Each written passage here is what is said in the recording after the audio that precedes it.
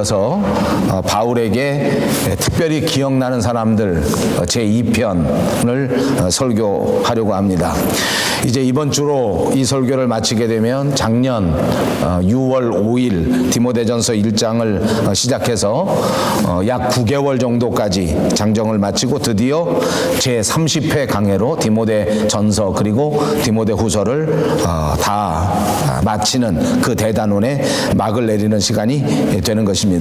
아무쪼록 사도 바울이 이 디모데전서 그리고 디모데후서를 통해서 우리에게 전하고자 했던 그 복음의 뜨거운 사랑이 이 강의 시간을 통해서 저와 여러분에게 그대로 전해져서 반드시 우리의 생활 가운데 열매 맺는 아름다운 결과가 있으시기를 주님의 이름으로 축복합니다. 디모데전서와 디모데후서는 사도 바울이 기록한 목회 서신입니다. 신학자들은 이 디모데후서와 디모데전서 그리고 뒤에 나오는 디도서까지를 합해서 이것을 목회 서신이라고 분류하는데, 그것은 이 서신이 특별히 목회자들에게 주는 특별한 교훈의 말씀이기 때문입니다. 그래서 이제 목회를 하는 교회의 지도자들은 이 목회 서신을 특별히 자세하게 읽고 또 연구해서 좋은 일꾼, 충성된 일꾼이 될 수 있도록 노력해야 할 것입니다. 그리고 또한 이렇게 목회자들 또는 교회 지도자들에게만 유익한 것이 아니고 모든 성도들이 하나님의 말씀으로 교회를 섬기고 교회 봉사할 때 참다운 진리 그리고 참다운 교훈을 우리에게 가르쳐주는 그런 서신이다 하는 것을 우리는 분명히 알아야 하겠습니다. 오늘 본문은 이제 이렇게 사도 바울이 일생 사명을 감당하는 동안 거의 마지막 시기에 기록했던 그 서신, 그 마지막 서신들 가운데서도 제일 마지막을 우리가 함께 봉독했습니다. 그리고 보니 이 말씀은 사도 바울에게 있어서는 마치 세상을 끝내고 모든 사역을 다 감당하고 난 다음 우리에게 전해주는 유언과도 같은 말씀이 아닌가 싶습니다. 이 편지에서 사도 바울은 디모데에게 편지를 쓴 것입니다. 뿐만 아니라 뒤에 교회를 감당하며 사역을 감당할 모든 교회 지도자들에게 또 이 성경 말씀을 쓴 것입니다. 그는 디모데에게 그리고 후에 이 교회 사역을 감당할 교회 지도자들에게 말씀할 때에 이제 이후로는 고통의 시대가 다가오게 될 것이니 이 모든 고통과 고난을 각오하고 그런 고난 가운데서도 반드시 진리를 지키고 사명자로서의 사명을 감당하는 그리스도의 좋은 일꾼이 되어야 한다. 이런 말씀입니다. 마치 유언적으로 우리에게 교훈해주는 말씀인 것입니다. 그러면서 그는 계속해서 자기 사역을 통하여 기억나는 사람들, 자기 생애를 통하여 기억나는 사람들을 언급하고 있습니다. 저는 우리 밴쿠버 영성교회 모든 성도님들이 오늘 예배하는 사랑하는 성도님들 모두가 이 하나님 앞에 반드시 기억되는, 뚜렷이 기억에 남는 아름다운 사명자, 아름다운 성도님들이 다 되시기를 다시 한번 주님의 이름으로 축복합니다. 오늘 또 계속해서 이렇게 사람들을 살펴볼 터인데 제일 먼저 등장하는 사람들이 브리스가와 아굴라라고 하는 사람들입니다. 이 사람들 부부입니다. 브리스가는 브리스길라라고도 불리웠던 사람인데 이 브리스가와 아굴라 부부는 정말 성경에서 기억에 남는 아름답고 충성된 그리스도인의 가정이었습니다. 이 사람들의 이야기가 성경에는 6번 정도 등장하게 되는데 이 말씀을 제가 하나씩 다 읽어드리려고 합니다. 사도행전 18장 2절에 보니까 아굴라라 하는 본도에서 난 유대인 하나를 만나니 글라우디오가 모든 유대인을 명하여 로마에서 떠나라 한 고로 그가 그 안에 브리스길라와 함께 이달리아로부터 새로 온지라 바울이 그들에게 감해 라고 기록되어 있습니다. 사도행전 18장 18절에는 바울은 더 여러 날 유하다가 형제들을 작별하고 배 타고 수리아로 떠나갈새 브리스길라와 아굴라도 함께 하더라. 바울이 일찍 서원이 있었으므로 겐그라에 와서 머리를 깎았더라 라는 기록이 있습니다. 사도행전 18장 26절에는 그가 회당에서 담대히 말하기를 시작하거늘 브리스길라와 아굴라가 듣고 데려다가 하나님의 도를 더 자세히 풀어 이르더라 하는 기록이 있습니다. 또 로마서 16장 3절 그리고 4절에 보면 너희가 그리스도 예수 안에서 나의 동역자들인 브리스가와 아굴라에게 문안하라. 저희는 내 목숨을 위하여 자기의 목이라도 내어 놓았나니 나뿐 아니라 이방인의 모든 교회도 저희에게 감사하느니라 하는 말씀이 기록되어 있습니다. 고린도전서 16장 19절에는 아시아의 교회들이 너에게 문안하고 아굴라와 브리스가와 및 그 집에 있는 교회가 주 안에서 너에게 간절히 문안한다 라는 기록도 있습니다. 마지막 여섯 번째로는 우리가 같이 읽은 성경 본문 디모데후서 4장 19절에 있는 말씀인데 브리스가와 아굴라와 및 오네시보로의 집에 문안하라 하고 기록되어 있는 것입니다. 이렇게 6곳에 기록되어져 있는 이 사람들의 내용을 한번 살펴본다고 하면 몇 가지 중요한 정보를 우리가 알 수 있습니다. 첫째는 언제 이 사람들이 예수를 믿게 되고 언제 이 사람들이 그리스도인이 된 것인가 하는 것은 자세하게 알 수는 없습니다. 그러나 이 사람들이 로마 교회의 첫 번째 성도, 다시 말하면 로마 교회가 세워졌을 때 처음서부터 교회를 섬긴 창립 멤버 중에 한 사람이었다 하는 것을 알 수 있습니다. 그러다가 로마의 황제가 모든 유대인들은 로마를 떠나야 한다 하고 박해를 시작했던 그 명령을 따라서 AD 49년 그때에 로마에서 벗어나 고린도로 이주하게 된 것입니다. 그리고 난 다음 이 고린도에서 이들은 1년 6개월 동안 사도 바울과 함께 사역할 때에 이들은 사도 바울처럼 텐트를 치는 장막을 만드는 일을 하면서 사도 바울의 사역을 돕고 그리고 함께 이 교회를 세워나가는 일을 감당했습니다. 그리고 또 사도 바울이 2차 선교 여행을 마치기 위해서 예루살렘으로 돌아갈 때 이 성경 본문에 보니까 이 브리스가와 아굴라 부부는 여전히 사도 바울과 함께 하면서 에베소에 동행하면서 에베소 교회의 또 주축 멤버가 되고 에베소 교회를 세우고 에베소 교회를 위하여 큰 일을 감당하는 일을 감당합니다. 그리고 특별히 에베소 교회에서는 자기가 머무는 자기 집을 교회에다가 내어주고 자기 집에서 교회가 될 수 있도록 만들어준 사람입니다. 다시 말하면 자기 집을 통해서 거기서 예배를 드리고 자기 집의 장소를 제공해서 거기서 에베소 교회가 세워질 수 있도록 집안을 개방한 사람들이란 말입니다. 그때 아볼로라고 하는 사람이 그 에베소 교회에 와서 부흥회를 하고 그 에베소 교회에 와서 말씀을 가르칠 때에 이 브리스가와 아굴라는 그를 돕고 함께 할 뿐만 아니라 아볼로의 사역을 도와주는, 다시 말하면 그만큼 말씀에서도 이제 깊이가 있게 되어서 아볼로와 함께 말씀의 사역을 나누어서 감당할 정도로 그렇게 복음에 탁월한 지도력을 갖추게 된 그런 사람들 가운데 한 사람들입니다.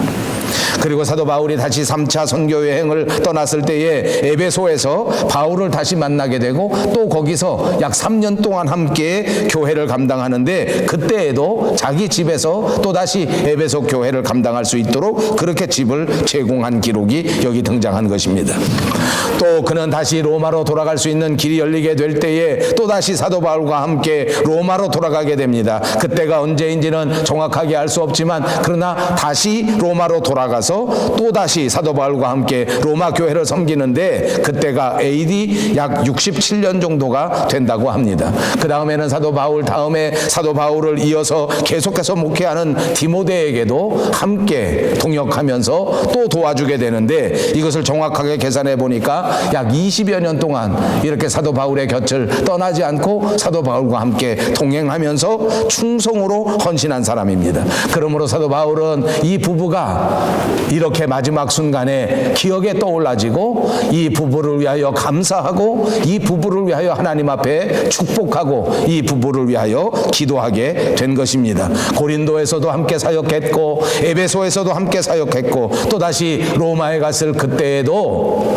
이탈하지 않고 좌절하지 않고 어디를 가든지 충성으로 이 사역을 감당했을 뿐만 아니라 부부가 함께 교회를 섬기고 그리고 온 집을 다 개방해서 교회에 내주고 그리고 온전하게 헌신한 사람의 대표적인 모습 아닙니까? 이들의 온전한 헌신을 바라보면서 저와 여러분에게도 우리의 신앙에도 이들의 부부 이 사람들의 신앙이 우리들에게 큰 도전이 될 수 있기를 바랍니다. 여러분, 우리가 예수를 믿으면서 가족들 가운데 한 사람만 예수 믿고 한 사람만 예수 믿지 않는, 한 사람은 예수 믿지 않는 부부가 참 많습니다.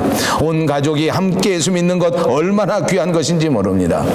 그리고 온 가정이 다 같이 예수를 믿으면서 또 자기 집을 이렇게 하나님의 교회로 하나님의 모임에 쓰임받을 수 있도록 제공했다고 하는 것은 옛날이나 지금이나 참으로 귀한 온전한 헌신이라고 생각합니다.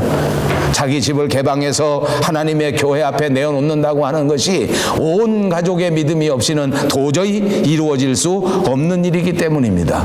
저는 여러분에게 도전합니다. 여러분들의 가정도 여러분들도 이런 믿음의 사람들이 다 되시기를 사모하시고 기도하시고 반드시 그런 가정, 그런 사람들이 다 되시기를 주님의 이름으로 축복합니다. 두 번째로 사도 바울에게 기억나고 또 사도 바울이 잊지 않고 기억한 사람이 있습니다. 그는 오네시보로입니다. 오늘 본문 19절에 등장하는 이 사람 오네시보로는 특별한 말씀의 의미를 가진 이름입니다. 이 오네시보로라는 말의 뜻이 유익을 가져오는 자라 하는 뜻을 가졌다고 합니다. 유익을 가져다 주는 자. 자, 그럼 오네시보로라고 하는 사람은 도대체 또 어떤 사람이었길래 사도 바울에게 이렇게 기억에 남는 그런 사람이 되었을까? 또 사도 바울이 이렇게 칭찬하는 그런 사람이 되었을까 하는 것을 생각해 봅니다. 디모데후서 1장 16절에 보면 오네시보로는 사도 바울을 격려하고 사도 바울을 유쾌하게 만들어주는 일꾼이라고 소개하고 있습니다. 그는 사도 바울을 유쾌하게 만들어줍니다. 그는 사도 바울 옆에서 언제나 사도 바울을 격려해 주는 사람입니다. 목회사역을 감당하는 동안 외롭고 목회사역을 감당하는 동안 사람들에게 배신을 당하여 배신감을 가지고 있었을 때에 깊은 마음의 상처를 가지고 있었을 때에 이 오네시보로는 사도 바울 곁에 있으면서 바울을 위로하고 바울에게 용기를 주고 바울에게 새로운 힘을 주었던 사람, 그 사람이 바로 오네시보로라고 하는 사람입니다. 여러분, 우리 몸에 상처가 나면 우리는 소독약을 가지고 그 상처를 닦습니다. 그 말을 드레싱이라고 하는데 소독하는 드레싱을 하게 된다 그 말입니다. 상처에게 더 이상 상처가 덧나지 않도록 그렇게 소독약을 발라주는 것 아닙니까? 그래서 이렇게 상처에 소독약을 발라주면 우리 몸은 스스로 우리 몸을 치료하는 알 수 없는 묘한 능력이 있기 때문에 이 상처가 난 다음에 드레싱만 잘 해줘도 더 이상 덧나지 않고 상처가 낫게 되는 일이 많다고 합니다. 이렇게 우리의 육체도 소독해주고 드레싱을 해주고 깨끗이 상처를 싸매주는 일이 중요한데 육체만 그런 것이 아니라 우리 마음도 그렇다는 것입니다.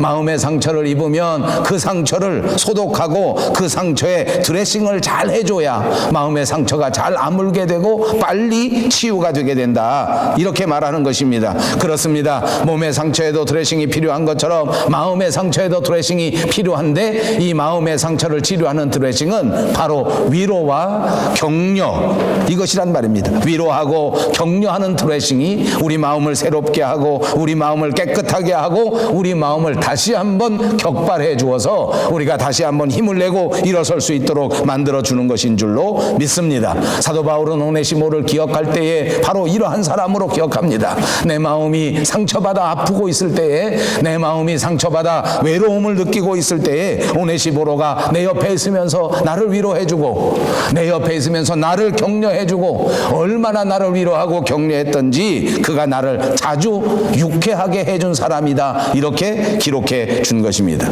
여러분, 저와 여러분은 과연 이 세상을 살면서 어떻게 살고 있습니까?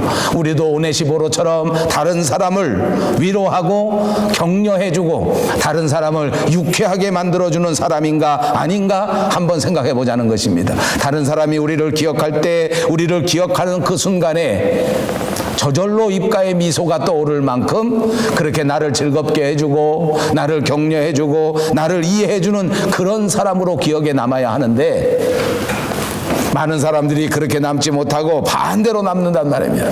그 사람 생각하면 기분 좋다가도 그만 기분이 잡쳐져 버려요. 그 사람 생각만 나면 마음의 상처가 아물고 깨끗게 되는 것은 고사하고 잃어버렸던 마음의 상처가 다시 떠올라고 다시 마음이 그냥 파도가 치는 것처럼 그렇게 부글부글 끓게 되는 그런 사람이 되면 얼마나 불행하겠느냐. 여러분, 우리도 오네시보로처럼 이렇게 다른 사람을 위로하고 격려하는 사람들 다 되시기를 주님의 이름으로 축복합니다.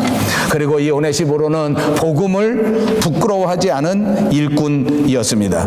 그는 사도 바울이 쇠사슬에 갇혀 감옥에 갇혔다고 하는 사실을 보았습니다.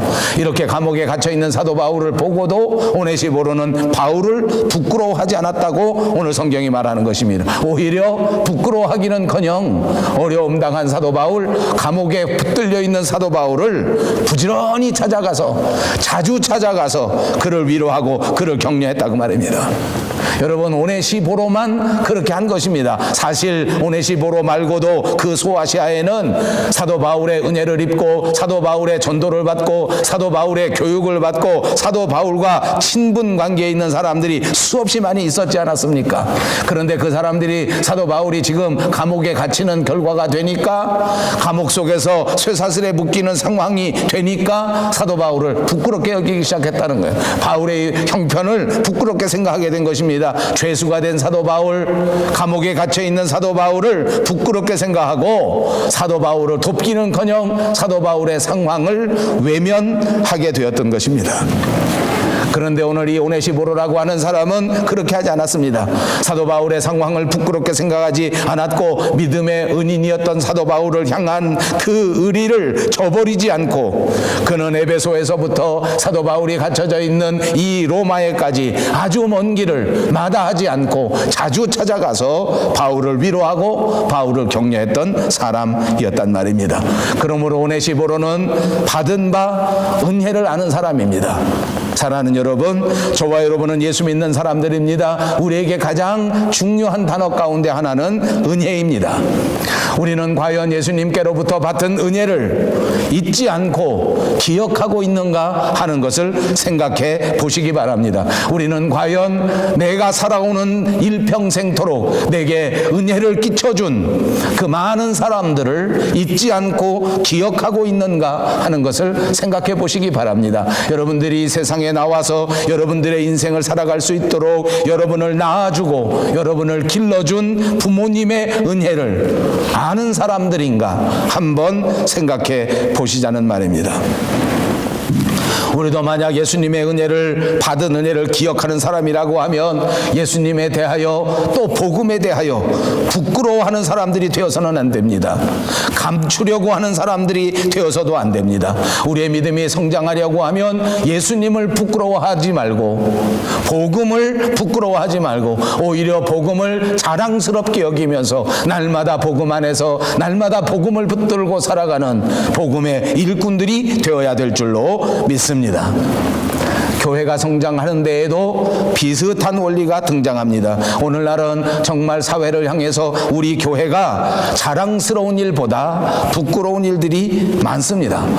모든 국가들이 다 그런 것 같습니다. 미국의 기독교회도 큰 스캔들에 사로잡혔습니다. 큰 커다란 이슈가 생겨서 정치적인 문제 그리고 복음적인 문제가 서로 뒤엉켜져서 자랑스럽기보다는 오히려 여러 가지 문제점이 많은 것이 솔직한 현실입니다.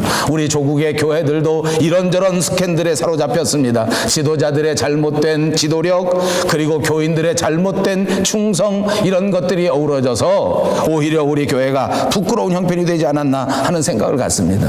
저는 목회자로서 이 설교를 준비하면서 그런 생각을 해보았습니다. 요즘은 교회가 크다는 것도 자랑거리가 아닙니다. 요즘은 교회 건물을 아름답게 아름답게 지었다고 하는 것도 자랑거리가 아닙니다. 요즘은 열심히 복음을 전도하는 것도 자랑거리가 아닌 시대가 됐습니다. 여러분, 다시 한번 생각해 보십시오. 우리가 받은 은혜를 생각한다면, 우리를 새롭게 하시고 우리에게 위대한 영원한 생명을 허락하신 하나님을 생각한다면 우리는 복음을 부끄러워할 것이 아닙니다. 오늘 우리는 교회를 부끄럽게 생각해서는 안 됩니다. 교회를 자랑스럽게 생각하고 교회를 위하여 내 모든 것들을 충성으로 감당하겠다고 결심할 수 있는 저와 여러분들이 꼭 되시기를 바랍니다. 그래야 우리 교회가 이 모든 문제를 딛고 일어설 수 있고 이 모든 상황 속에서 하나님이 기뻐하시는 모습으로 거듭날 수 있게 될 줄로 믿습니다. 올해는 종교개혁 500주년입니다. 이제 다시 새로운 교회로, 이제 다시 믿음으로, 이제 다시 소망으로, 이제 다시 은혜로 우리는 하나님의 복음으로 무장하여 하나님이 기뻐하시는 아름다운 하나님의 교회로 성장해 가야 할 줄로 믿습니다. 그러므로 여러분, 우리는 이제부터 다시 한번 하나님의 복음을 자랑할 수 있는 성도들이 꼭 되시기를 바랍니다. 이제 우리 다시 우리 하나님의 교회를 자랑하고 하나님의 교회를 위하여 충성으로 봉사할 수 있는 일꾼들이 다 되시기를 주님의 이름으로 축복합니다. 또 오네시보로는 교회를 위하여 섬김과 봉사를 많이 감당한 사람입니다. 그는 에베소 교회를 위하여 많이 봉사했다고 기록합니다. 교회를 잘 섬깁니다. 사역자들을 최선을 다해서 섬겼습니다. 그는 교회를 섬기고 사역자들을 섬길 때에 이것이 우리를 구원하신 예수 그리스도를 섬기는 것이라고 믿었습니다. 그렇습니다. 그는 예수님을 잘 섬긴 것과 똑같은 봉사를 한 것입니다. 그는 열심히 봉사합니다. 열심히 일했습니다. 인정받던 인정받지 못하던 주님을 사랑하고 교회를 사랑하는 위대한 일꾼이었습니다. 사랑하는 우리 주님은 이와 같이 하나님 앞에 작은 일에도 충성하고 하나님의 교회를 섬기는 사람들을 귀하게 여기시는 줄로 믿습니다. 우리가 먼저 하나님 앞에 섬기고 봉사할 때에 하나님은 우리를 축복하셔서 우리를 건강하게 하시고 우리를 부유하게 하시고 우리로 행복하게 만들어 주신다고 하는 사실을 꼭 기억하시기를 바랍니다. 그러므로 하나님 앞에 섬김과 봉사에 최선을 다할 수 있는 여러분들이 되시기를 바랍니다. 그리고 하나님 앞에 봉사할 때에 원망 없이 하는 것이 중요합니다. 그리고 하나님 앞에 봉사할 때에 하나님이 공급하시는 하나님의 힘으로 감당하는 것이 너무나 중요합니다. 사도 바울은 일생 말년에 이 감옥 속에서 마지막 이 성경책을 쓰면서 일생 말년에 자기가 최선을 다하여 세운 모든 교회들을 떠올리면서 그 가운데 머릿속에 기억나는 사람 바로 오네시보로였습니다. 그는 나를 격려해주고 그는 나를 위로해주고 사도 바울이 표현할 때 그는 나를 유쾌하게 한 자다. 요즘 말로 하면 그는 산소 탱커와 같은 성도였습니다. 목회자를 즐겁게 하고 목회자를 격려하고 그래서 바울은 이 오네시보로를 위하여 축복합니다. 2번씩이나 반복해서 하나님 앞에 간절히 기도합니다. 하나님이여 오네시보로에게 축복해 주시옵소서. 오네시보로에게 긍휼의 축복을 나리워 주시옵소서. 사랑하는 여러분, 저와 여러분들도 오네시보로처럼 이와 같이 아름답게 많은 사람들의 마음을 유쾌하게 해주고 하나님의 복음을 부끄러워하지 아니하고 하나님의 교회를 부끄러워하지 아니하고 하나님의 몸된 교회를 위하여 충성 봉사함으로써 하나님 앞에 긍휼의 축복을 받을 수 있는 일꾼들이 되시기를 주님의 이름으로 축복합니다. 20절과 21절에 보니까 에라스도, 드로비모, 우블로, 부데, 리노, 글라우디아 이렇게 여러 사람들의 이름이 등장합니다. 이들은 모두가 다 정확하게 그들의 사역이 알려지지는 않은 사람들입니다. 그럼에도 불구하고 이들은 모두가 마지막 때 사도 바울이 기억할 수밖에 없는 그렇게 바울 곁에 있었던 바울을 도와주었던 바울과의 동역자들입니다. 특별히 20절에 있는 드로비모라고 하는 사람은 바울이 전도 여행할 때 함께 동행하다가 그만 심한 병에 함께 걸렸던 사람 가운데 하나입니다. 자기 몸을 돌보지 않으면서 심한 질병에 들을지라도 그래도 사도 바울과 함께 동행하면서 복음을 전했던 충성스러운 사람이란 말입니다. 우리는 단지 사도행전 20장 그리고 21장에서 드로비모라고 하는 사람의 기록을 볼 수 있지만은, 그러나 이렇게 작은 곳에 등장하는 사람이라고 할지라도 그는 자기 몸을 아끼지 않고 최선을 다하여 사도 바울과 함께 노력했던 사람입니다. 병이 나서 더 이상 사역을 감당하지 못한 채 밀레도에 떨어져 남을 때까지 그는 이름 없이 빚도 없이 사도 바울을 도왔던 말 없는 보조자, 바로 그런 사람이었습니다. 그렇게 보니까 사도 바울 주변에는 많은 사람들이 있었습니다. 그렇게 보니까 사도 바울의 사역에는 여러 사람들이 이렇게 함께 동역할 수 있었습니다. 사랑하는 여러분, 여러분들이 하나님 앞에 바로 서기만 하면 하나님은 하나님이 예비하신 여러분의 인생의 많은 동역자들을 이렇게 예비하고 계시다고 하는 교훈인 줄로 믿습니다. 그러므로 여러분, 하나님 앞에 간절히 기도하십시오. 하나님의 나라를 위하여 여러분의 일생을 헌신으로 봉사하십시오. 그러면 하나님께서는 셀 수 없이 많은 사람들을 여러분 옆에 붙여주시고 동원해 주시고 함께 일할 수 있게 하셔서 아름다운 열매를 풍성하게 맺을 수 있도록 만들어 주실 줄로 믿습니다. 이제 세 번째 등장하는 인물은 바로 디모데입니다.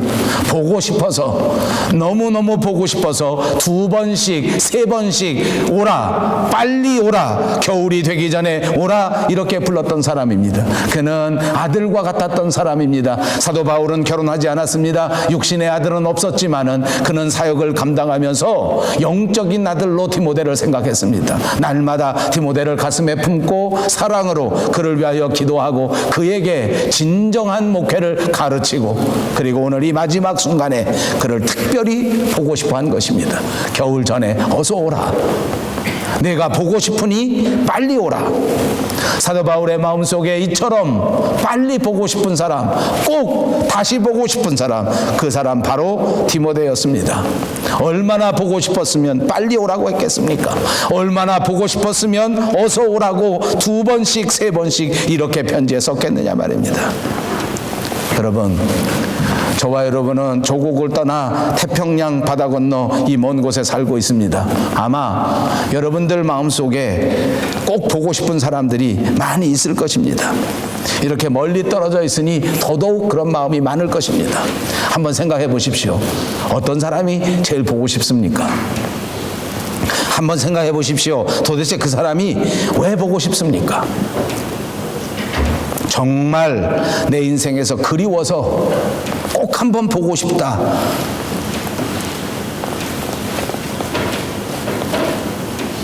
또 한 가지 묻겠습니다. 만약 여러분이 마음속에 떠오르는 그 사람, 정말 그리워서 한번 꼭 보고 싶다.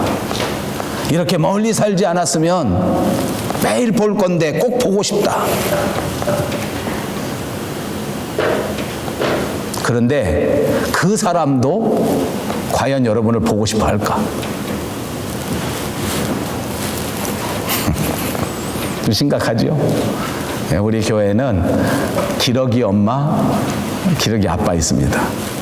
그래서 웃자고 하는 소리입니다. 기러기 생활하는 동안에 얼마나 보고 싶은지, 눈만 뜨면 한국에 두고 온 남편이 보고 싶고,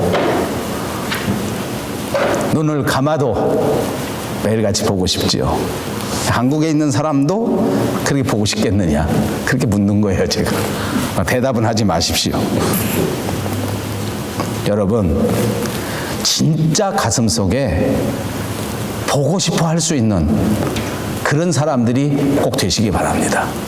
눈을 떠도 눈을 감아도 머릿속에 떠오를 수 있는 그런 사람으로 살아가자, 그 말입니다. 그렇게 살아야 하나님 기뻐하시지 않겠습니까? 그렇게 살아야 보람된 인생이지 않겠습니까? 마지막 22절에서 사도 바울은 우리 모두에게 축복할 때 은혜가 있도록 축복해 주었습니다. 은혜 받은 성도, 은혜가 있는 성도, 은혜가 충만한 성도. 여러분, 우리 교인은 은혜 받은 사람들입니다. 우리 교인이 아닌 사람들은 은혜 받지 못한 사람들입니다. 은혜 받은 사람과 은혜 받지 못한 사람들은 결정적인 차이가 있습니다. 여러분, 은혜 받은 사람들의 결정적인 특징이 뭔지 압니까? 첫째는 회개한다는 것입니다.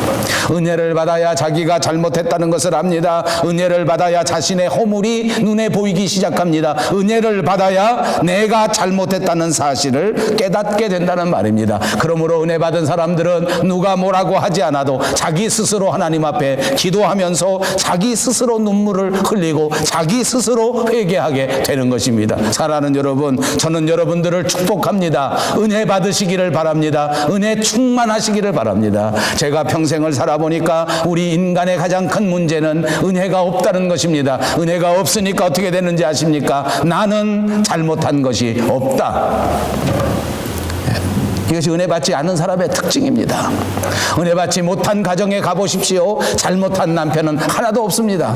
은혜 받지 못한 가정에 가보십시오. 잘못한 아내는 한 사람도 없습니다. 우리 집안이 이렇게 된 것은 남편이 제대로 하지 못했기 때문이다. 우리 집안이 이렇게 화목하지 못한 것은 내 아내가 잘못했기 때문이다. 이렇게 말하는 집은 은혜가 없는 집입니다. 여러분, 은혜가 충만하게 되면 내 스스로 하나님 앞에 회개할 수 있게 됩니다. 여러분, 하나님 앞에 스스로 우리의 부족함을 내려놓고 회개할 때, 그때 우리에게 새로운 길이 열린다는 사실을 잊지 말고 기억하시기 바랍니다. 여러분, 새로운 인생을 살고 싶으십니까? 행복한 인생을 살고 싶으십니까? 이제 남은 인생을 정말 보람되게 살고 싶으십니까? 오늘 주님 앞에 엎드려 간절히 간구하십시오. 하나님께서 은혜를 충만히 주셔서 이제까지 내 고집대로 살아왔던 것, 이제까지 내 인생관으로 살아왔던 것, 이제까지 세상적인 방법으로 살았던 것을 철저하게 회개하고 하나님의 은혜를 사모한다면 우리는 과연 새로운 길을 발견할 수 있게 될 줄로 믿습니다. 은혜 받은 사람의 공통점은 겸손하다는 것입니다. 은혜 받은 사람들은 겸손해집니다. 겸손하기 때문에 남들을 보고 함부로 욕할 수 없습니다. 함부로 정죄할 수 없습니다. 함부로 판단하지 않습니다.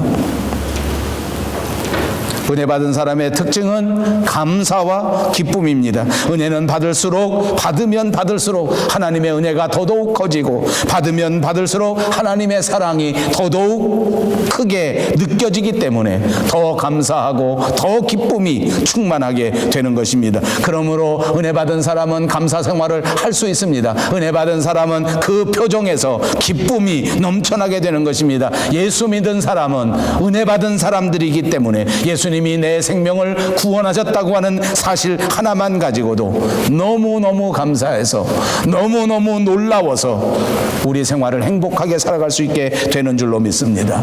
그리고 은혜 받은 사람은 성품에 변화가 있는 것입니다. 이제 우리의 성격이 바뀌어집니다. 우리의 성품도 바뀌어집니다. 그렇습니다. 은혜를 받으면 성격이 바뀌어지는 줄로 믿습니다. 무엇보다도 믿음과 사랑과 소망이 생겨지게 된단 말입니다. 믿음이 생겨집니다. 사랑이 생겨집니다. 소망이 생겨집니다. 은혜 받기 전에는 나밖에 알지 못하고, 은혜 받기 전에는 내 입장만 내세우고, 은혜 받기 전에는 나만 똑똑하다고 내세우고 살았지만, 은혜를 받으면 사람이 달라집니다. 사람이 착해집니다. 사람이 의로워집니다. 사람이 겸손해지는 것입니다. 사람이 온유해집니다. 생각하는 것이 달라집니다. 말하는 것이 달라집니다. 인생관이 달라집니다. 사랑하는 여러분 모두가 변화되어 우리 주 예수 그리스도를 닮아가는 성도들이 다 되시기를 주님의 이름으로 축복합니다. 그리고 은혜를 받으면 삶에도 변화가 일어나는 것입니다. 이제는 나만을 위해서 살아가지 않습니다. 삶의 변화가 일어나 예수 그리스도를 위하여 헌신하는 삶이 이루어지게 되는 것입니다. 교회를 위하여 충성하는 삶을 살아갈 수 있게 되는 것입니다. 누구든지 은혜를 충만히 받으면 하나님을 위하여 일할 수 있게 되는 줄로 믿습니다. 여러분, 지금 여러분의 모습은 어떠합니까? 지금 여러분의 형편은 어떠합니까? 오늘 이 시간 우리에게 남은 일생을 하나님의 은혜 안에서, 하나님의 크신 사랑 안에서 늘 감사하면서 하나님 영광을 위하여 충성으로 감당할 수 있는 여러분 모두가 꼭 되시기를 주님의 이름으로 축복합니다.